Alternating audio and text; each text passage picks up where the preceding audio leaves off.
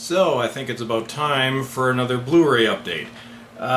It's not a massive one this time. I've only got 5 items in this particular video. Mainly because, well, a couple reasons. As happens quite often, funds are tighter than I'd like. And I'm working on specific collections right now, and basically I just wait for them to go on sale, and then I pick them up. So there's I'm going to be showing some of that in upcoming videos. Actually, one that'll be coming up shortly after this one. But for this particular video, we're going to be looking at just regular releases, couple steelbooks, couple basic bare bones releases. So in a minute, we're going to head over to the desk and take a look. Welcome back to the desk. So I have a couple Blu-rays here to show you. The first 3 are steelbooks, and the last 2 are just basic standard Blu-rays. Sorry for the noise, I'm bumping my desk. But, I'm just going to move a couple things around here. Got way too much crap on my desk.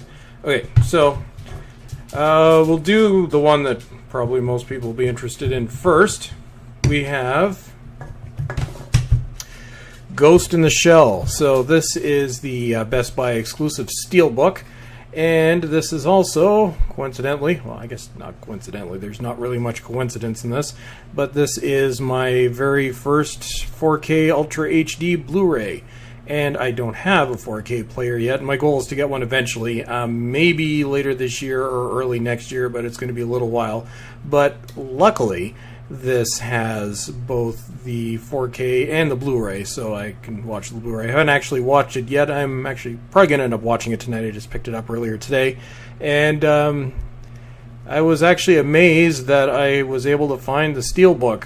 It's been out for a little over a week at this point, but there is one left. So yes, this is the Best Buy exclusive. And we'll just take a look at the back. So there we go with the back cover, so you can take a quick look at that. You can, I don't know, pause it if you want to read what's actually on there. Here, we'll zoom in a little bit. So on disc 1 you've got the 4K, and then on disc 2 you've got the Blu-ray with a couple extras on there, and then of course next to that we've got the French. Okay, so we'll take the outer backing off, and we'll give you a chance to look at the rest of the disc itself. And just remove the digital copy code. Okay, so there again is the front without the paper stuff on the back. And then here's the back of the cover itself. Then if we want to take a look and see what's inside the actual disc, or in the case. So we'll open that up, and so here's the 4K Ultra HD disc, which is black, and then the Blu-ray, which I think every Paramount Blu-ray disc looks like this. Kind of hard doing this one-handed.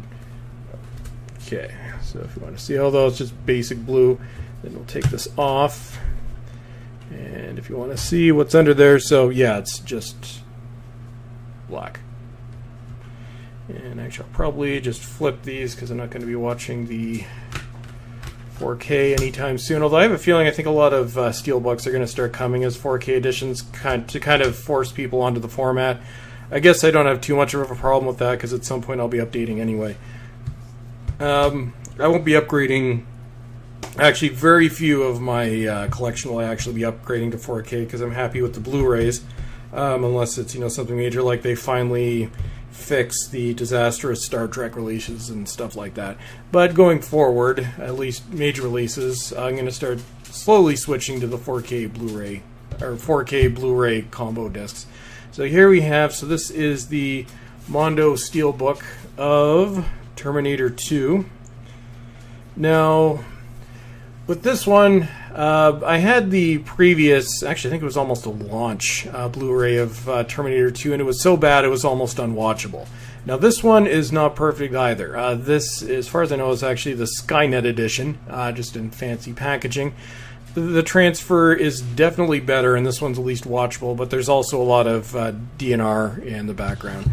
Apparently there's a another release of this one, which I might get. I think it was a Japanese edition or something like that, minus the DNR, and brought over here. So I might end up with a third version of this. I'm going to keep this one, though, because I actually really like the packaging, and it was clearance for $5. And I have watched, I actually did a, I almost tend to do it every year now, my Terminator movie marathon. But anyway, so if you want to take a look at it without the, without this, or I guess if you wanted to just pause it and take a look at it. So, and then if we want to take a look at the inside, the digital copy, which is probably expired. Actually, it did expire. It expired in June.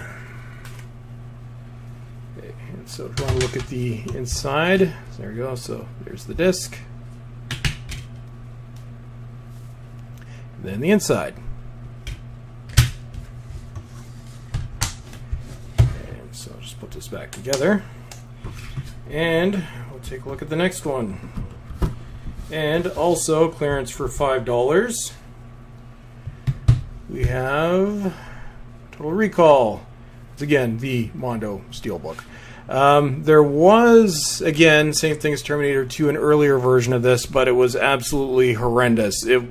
It's I don't know if Total Recall or Terminator 2, I don't know which of the two the original ones were worse. But they were bad. Now, I haven't actually watched this one yet, but I know this is a newer transfer, much newer transfer. So, let's take a look at that. And then, take a look at the back, just kind of get it away from the glare. So there you go. There's all the exciting back of case stuff. Now just go back out, and we'll open it up, take a look at the innards. There's the front. There's the back. We've got Mars.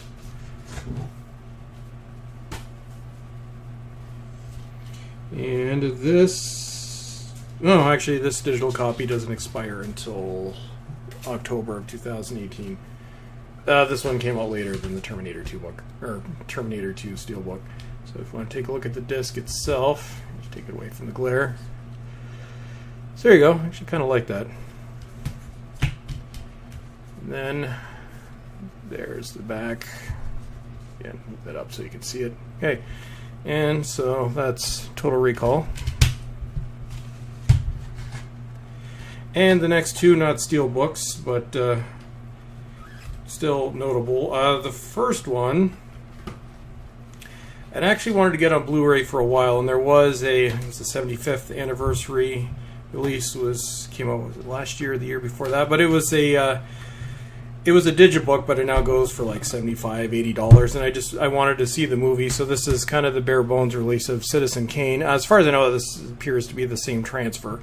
It looks good, so yeah, Citizen Kane, awesome movie. Never actually had this on DVD, come to think of it. Hadn't seen it since VHS days, actually. Anyway, so Orson Welles, Citizen Kane, in Citizen Kane. And lastly, for the horror stuff, I'm going to save this for around October. I found that I don't really like watching horror movies in the summer. Not that I don't like them, but I find they just work better in the fall. And in case you're wondering, I did pick up the 4 existing Universal Monster Movie Blu-ray collections. I haven't opened them yet. I'm going to do a video, but those I am definitely saving for October, and it's going to be kind of a marathon thing throughout the month. But here we have Lights Out, which I've heard is supposed to be decent. I don't know, we'll find out in a couple months when I actually watch it, but here I'm just showing you the Blu-ray itself for the update. And there's the back. And with that, that's everything for this video. So as always, everyone, thank you for watching, and have a good day.